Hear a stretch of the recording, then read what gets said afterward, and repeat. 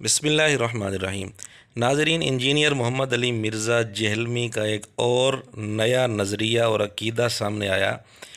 Engineer نے موسیٰ علیہ السلام کو آل فرعون میں شامل کر دیا۔ پبلک سوال جواب سیشن نمبر 10 میں تقریباً 1 گھنٹہ 51 منٹ پر انجینئر نے ایک بات کی ہے، پہلے آپ وہ سن لیں۔ وہ بندے جو ہے نا، حضرت عثمان اور عمر بن عبدالعزیز، ان کے پیچھے بنو امیہ کے کرتوت نہیں چھپ سکتے۔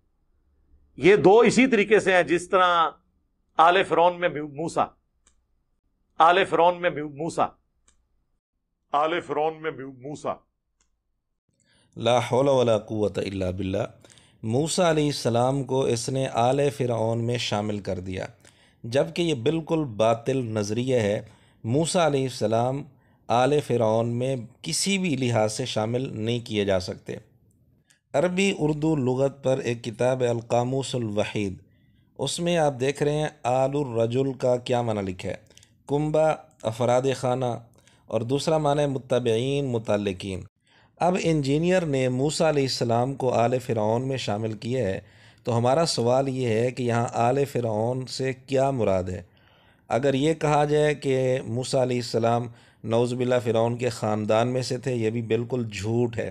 فرعون کے خاندان میں سے نہیں تھے، بنی اسرائیل میں سے تھے۔ بنی اسرائیل فرعون کا خاندان نہیں تھا، جھوٹ ہے۔ اور دوسرا معنی اگر لیا جائے کہ موسیٰ علیہ السلام فرعون کے متبعین میں سے تھے، نعوذ باللہ، یہ تو خالصتاً کفری عقیدہ ہے۔ آل فرعون کا جو بھی معنی لیا جائے، بہرحال موسیٰ علیہ السلام کو آل فرعون میں شامل کرنا یہ بالکل باطل اور بے بنیاد عقیدہ ہے۔ انجینئر اور اس کی پوری ٹیم سے ہمارا سوال ہے، کیا کسی آیت میں لکھا ہے کہ موسیٰ علیہ السلام آل فرعون میں تھے، نعوذ باللہ؟ یا کسی حدیث میں لکھا ہے، یا کسی صحابی سے ثابت ہے، یا کسی تابعی سے ثابت ہے؟ اگر ہے تو حوالہ پیش کریں، یا چلو انجینئر سے پہلے کسی بھی مستند کتاب کے اندر لکھا ہو کہ موسیٰ علیہ السلام آل فرعون میں تھے، وہی پیش کر دیں۔ لیکن ایسا نہیں ہو سکتا، اس لیے انجینئر صاحب کو چاہیے کہ اپنے اس عقیدے سے توبہ کریں۔